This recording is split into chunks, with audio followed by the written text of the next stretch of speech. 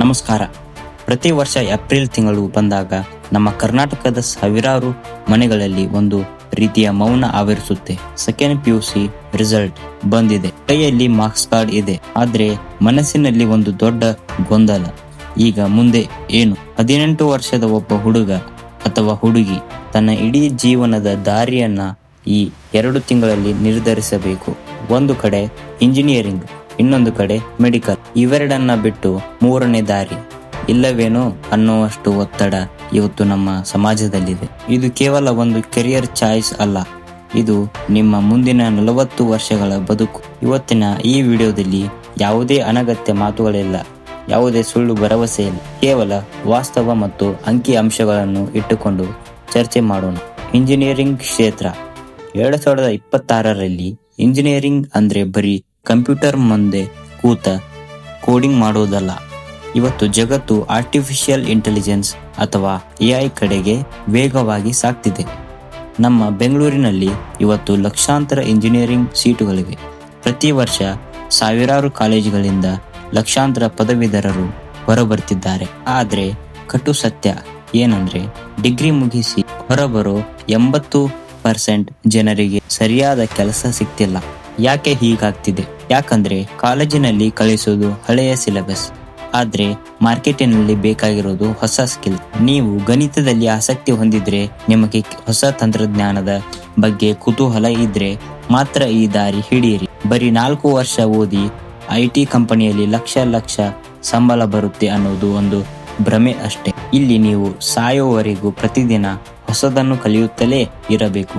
ವೈದ್ಯಕೀಯ ಶಿಕ್ಷಣ, ಮೆಡಿಕಲ್ ಕ್ಷೇತ್ರವನ್ನು ನಾವು ಅತ್ಯಂತ ಜವಾಬ್ದಾರಿಯಂತ ಸ್ಥಾನ ಅಂತ ಕರಿತೀವಿ. ಆದ್ರೆ ಈ ಹಾದಿ ಎಷ್ಟು ಕಠಿಣ ಅನ್ನೋದು ಇದನ್ನ ಓದುವ ವಿದ್ಯಾರ್ಥಿಗಳಿಗೆ ಮಾತ್ರ ಗೊತ್ತು. ಕರ್ನಾಟಕದಲ್ಲಿ ಒಂದು ಮೆಡಿಕಲ್ ಸೀಟ್ಸ್ ಪಡೆಯೋದು ಇವತ್ತು ಒಂದು ಯುದ್ಧಕ್ಕೆ ಸಮಾನವಾಗಿದೆ. ನೀವು MBBS ಮುಗಿಸೋಕೆ ಕನಿಷ್ಠ 5.5 ವರ್ಷ ಬೇಕು. ಅಷ್ಟಕ್ಕೆ ಮುಗಿಯಲ್ಲ. ಆಮೇಲೆ ಸ್ಪೆಷಲೈಸೇಷನ್ ಮಾಡಬೇಕು. ಅಂದ್ರೆ ನೀವು ಸ್ವತಂತ್ರವಾಗಿ ಸಂಪಾದನೆ ಶುರು ಮಾಡುವಾಗ ನಿಮಗೆ ಕನಿಷ್ಠ 28 ಅಥವಾ 30 ವರ್ಷ ಆಗಿರುತ್ತೆ. ಈ 10 ವರ್ಷಗಳ ಕಾಲ ನೀವು ಮದುವೆ ಸಮಾರಂಭ, ಫ್ರೆಂಡ್ಸ್ ಎಲ್ಲವನ್ನು ಬಿಟ್ಟು ಓದಿನಲ್ಲೇ ಮುಳುಗಿರಬೇಕು.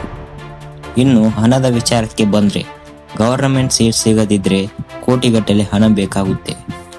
ಮಿಡಲ್ ಕ್ಲಾಸ್ ಪೋಷಕರು ತಮ್ಮ ಜೀವನದ ಇಡೀ ಉಳಿತಾಯವನ್ನು ಇಲ್ಲಿ ಸುರಿಯಬೇಕಾಗುತ್ತೆ. ಬರೀ ಗೌರವ ಸಿಗುತ್ತೆ ಅಂತ ಈ ಫೀಲ್ಡ್ಗೆ ಬರಬೇಡಿ. ರೋಗಿಗಳಿಗೆ ಸೇವೆ ಮಾಡುವ ಆ ತಾಳ್ಮೆ ನಿಮ್ಮಲ್ಲಿದ್ದರೆ ಮಾತ್ರ ಈ ದಾರಿಯನ್ನ ಆರಿಸಿ. ಬನ್ನಿ ಈಗ ಇವೆರಡನ್ನು ಮುಚ್ಚುಮರೆಯಿಲ್ಲದೆ ಹೋಲಿಕೆ ಮಾಡಿ ನೋಡೋಣ. ಒಬ್ಬ ಇಂಜಿನಿಯರ್ 22ನೇ ವಯಸ್ಸಿಗೆ ತನ್ನ ಕಾಲ ಮೇಲೆ ತಾನು ನಿಲ್ತಾನೆ. ಫಾರಿನ್ ಹೋಗುವ ಅವಕಾಶ ಇಲ್ಲಿ ಹೆಚ್ಚು. ಆದ್ರೆ ಕೆಲಸದ ಸೆಕ್ಯೂರಿಟಿ ಇವತ್ತು ಸಾಫ್ಟ್ವೇರ್ ಕ್ಷೇತ್ರದಲ್ಲಿ ತುಂಬಾ ಕಡಿಮೆ ಇರುತ್ತೆ. ಒಬ್ಬ ಡಾಕ್ಟರ್ 30 ವರ್ಷದವರೆಗೆ ಕಷ್ಟಪಡ್ತಾರೆ, ಆದ್ರೆ ಒಮ್ಮೆ ಅವರು ಸೆಟಲ್ ಆದ್ರೆ ಅವರಿಗೆ ನಿವೃತ್ತಿ ಅನ್ನೋದೇ ಇಲ್ಲ. ವೆಚ್ಚದ ಬಗ್ಗೆ ಮಾತಾಡೋದಾದ್ರೆ ಇಂಜಿನಿಯರಿಂಗ್ 10 ಲಕ್ಷದಲ್ಲಿ ಮುಗಿಯಬಹುದು, ಆದ್ರೆ ಮೆಡಿಕಲ್ಗೆ ಕನಿಷ್ಠ 80 ಲಕ್ಷ ಬೇಕು. ಈ ಹಣವನ್ನು ವಾಪಸ್ ಗಳಿಸಲು ಒಬ್ಬ ಡಾಕ್ಟರ್ಗೆ ಎಷ್ಟು ವರ್ಷ ಬೇಕಾಗುತ್ತೆ ಅನ್ನೋದನ್ನ ನೀವೇ ಯೋಚನೆ ಮಾಡಿ. ಕೊನೆಯದಾಗಿ, ಇವತ್ತು ಜಗತ್ತು ಬದಲಾಗಿದೆ.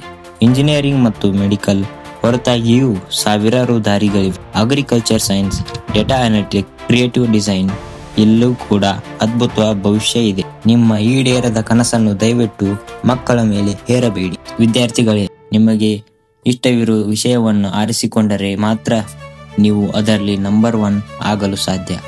ಈ ವಿಡಿಯೋ ನಿಮಗೆ ಸ್ವಲ್ಪನಾದರೂ ಸ್ಪಷ್ಟತೆ ಕೊಟ್ಟಿದೆ ಅಂತ ನಂಬಿದ್ದೀನಿ. ಈ ಮಾಹಿತಿ ಉಪಯುಕ್ತ ಅನಿಸಿದ್ರೆ ನಿಮ್ಮ ಫ್ರೆಂಡ್ಸ್ ಮತ್ತು ಪೋಷಕರಿಗೆ ಜೊತೆ ಶೇರ್ ಮಾಡಿ. ಮುಂದಿನ ವಿಡಿಯೋದಲ್ಲಿ ಸಿಗೋಣ. ನಮಸ್ಕಾರ.